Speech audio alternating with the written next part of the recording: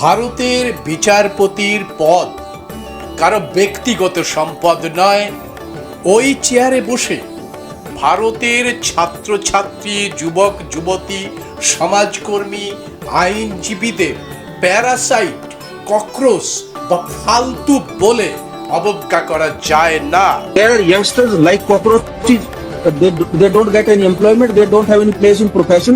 Some of them become media. Some of them become social media. Some of them become RTI activists. Some of them become another activists, and they start attacking everyone. And you people file contempt petition because High Court is not taking up the matter as if there are already parasites in society who attack you people. You attack the system, and you want to join hands with them. ভারতের ছাত্রছাত্রীদের উপরে রাষ্ট্রীয় সন্ত্রাস হলে, বিনা অপরাধে গুলি করে হত্যা করা হলে সময় নেই বা আমাদের সময় বরবাদ করবেন না বলে আবেদন খারিজ করে দেওয়া যায় না। এই কারণেই নিজের অপদার্থতা, অসহিষ্ণুতা, ঘৃণা এবং মেগালোম্যানিয়ার জন্য চরম অপদস্থ হতে হলো ভারতের প্রধান বিচারপতি জাস্টিস সূর্যকান্ত। হায়দ্রাবাদের national academy of legal studies and research বা নালসার সমাবর্তন অনুষ্ঠানে 450 জন ছাত্রছাত্রী সূর্যকান্তর হাত থেকে নিজেদের শংসাপত্র নিতে অস্বীকার করল এবং তাকে কনভোকেশনে চিফ গেস্ট হিসাবে নিমন্ত্রণ জানানোর জন্যে অসম্মতি জানাল। প্রিয় দর্শক, আপনারা দেখছেন ভয়েস অফ বহুজন। আমি শরদিন্দু বিশ্বাস।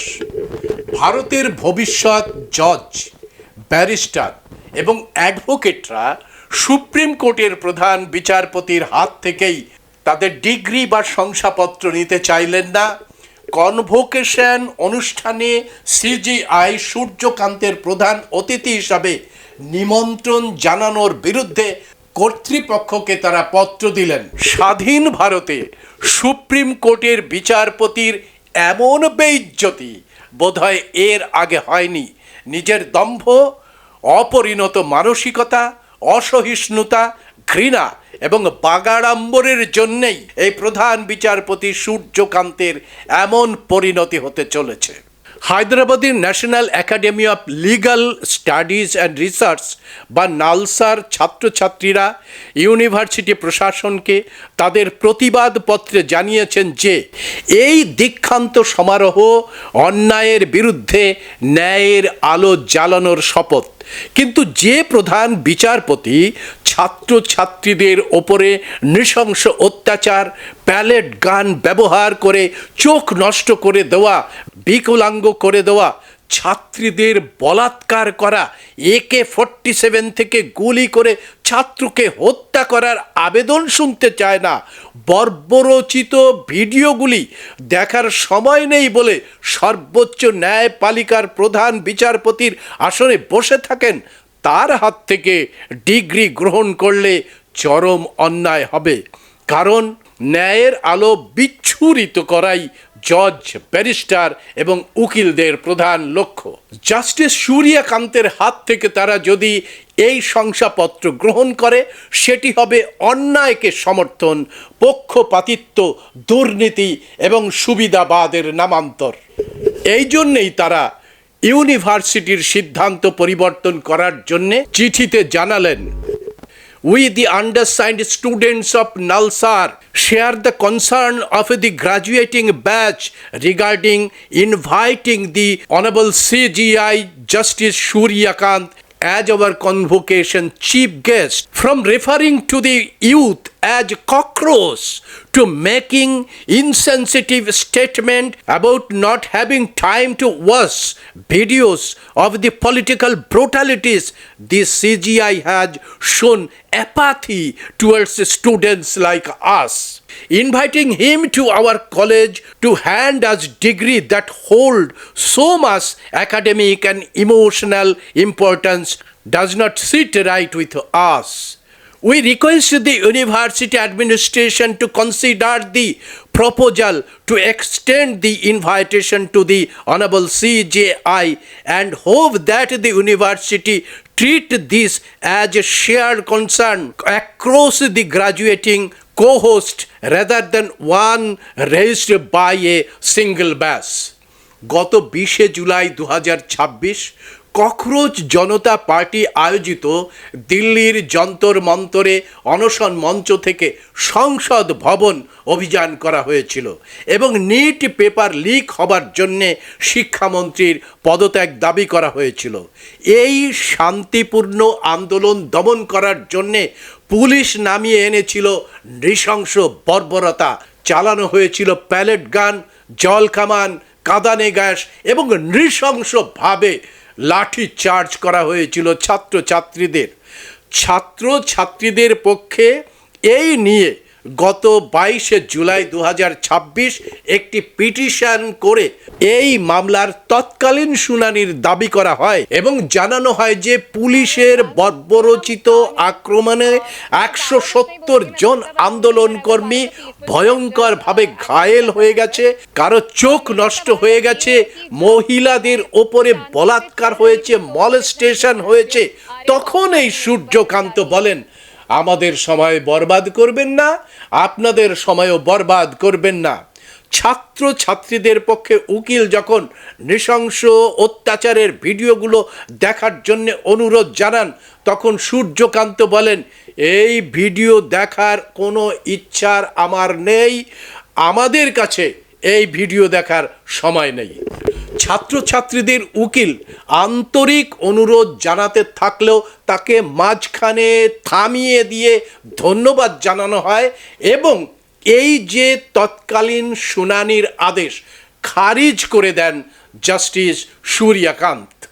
আগামী দিনে যারা জজ, ব্যারিস্টার, উকিল হবেন, সেই হায়দ্রাবাদ ইউনিভার্সিটির ছাত্রছাত্রীরা জানিয়ে দেন যে আমরা কি এমন ব্যক্তির হাতে সার্টিফিকেট গ্রহণ করতে পারি যিনি নাগরিকদের উপরে পুলিশের নৃশংস বর্বরতাকে অগ্রাহ্য করতে পারেন, না দেখার ভান করতে পারেন।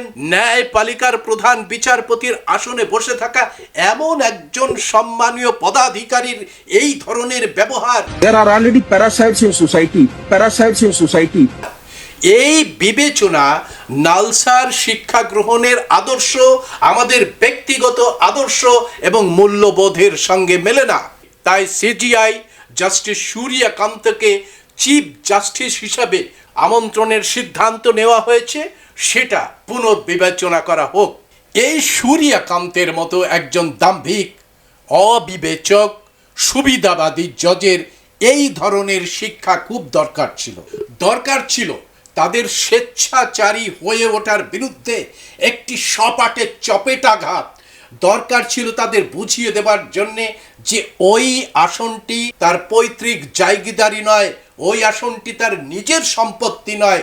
দেশের জনগণ যাতে কোনোভাবে ন্যায় বিচার থেকে বঞ্চিত না হতে পারে, সেই জন্য ওই সর্বোচ্চ আসন পরীক্ষা না দিয়ে, যোগ্যতা যাচাই না করে, কলেজিয়াম সিস্টেমের মধ্যে দিয়ে ওই আসনে বসলেও ওই আসন থেকে নামিয়ে দেওয়ার অধিকার ভারতের জনগণের আছে। এর আগে CJI justice Chandrachud, justice Ranjan Gogoi, justice BR গাভাইয়ের বহু সিদ্ধান্ত জনগণ মেনে নিতে পারেনি। রঞ্জন গগৈ সম্পূর্ণ অনৈতিকভাবে রাম মন্দিরের পক্ষে নির্দেশ দিয়ে দেশের মধ্যে ধর্মীয় বিভাজন, মন্দিরগুলোকে চোরেদের আকড়া বানিয়ে ছেড়েছেন। আর SC/ST সংরক্ষণের মধ্যে সাব ক্লাসিফিকেশন ঢুকিয়ে দিয়ে এই চন্দ্রচূড় এবং BR গাভাই দেশব্যাপী অশান্তির বাতাবরণ তৈরি করেছিলেন। আর এর পেছনে ছিল সরকারের লোভনীয় টোপ এবং সরকারের সাথে দহরম মহরম। ভারতের জেনজিরা কিন্তু বুঝিয়ে দিচ্ছে যে গণতন্ত্র, দেশের সুরক্ষা, দেশের নিরাপত্তা, দেশের অখণ্ডতা, দেশের সার্বভৌমত্ব, দেশের আইন কানুন এবং দায়িত্ব কর্তব্য লঙ্ঘিত হলে তারা ছেড়ে কথা বলবে না। সে তুমি রাষ্ট্রপতি হও, প্রধানমন্ত্রী হও, স্বরাষ্ট্রমন্ত্রী হও, প্রধান বিচারপতি হও অথবা ইলেকশন কমিশনার হও, যেই হও না কেন, কাউকে ছেড়ে কথা বলা হবে না। ধর্মের নামে, জাতপাতের নামে সংবিধান ধ্বংস করার চেষ্টা করলে ভারতের জনগণের সাথে চ্যাংড়ামি করলে গণ অভ্যুত্থানের মধ্যে দিয়ে ক্ষমতার অলিন্দ থেকে একেবারে নামিয়ে দিতেও ভারতের জেনজিরা, ভারতের যুব সমাজ, ভারতের ছাত্রছাত্রীরা কার্পণ্য করবে না। প্রিয় দর্শক, দেশের গণতন্ত্র সুরক্ষিত রাখার জন্যে জনগণের হয়ে এমন একটা প্রেসার গ্রুপের খুব প্রয়োজন ছিল। ককরোচ জনতা পার্টির মধ্যে দিয়ে সংবিধান রক্ষা করার, গণতন্ত্র রক্ষা করার, দেশের ধর্ম নিরপেক্ষতা রক্ষা করার এই যে মহান কাজ করে চলেছে সচেতন ছাত্রছাত্রী, যুব সমাজ, ভারতের জেনজি, ভারতের ভবিষ্যৎ নাগরিক।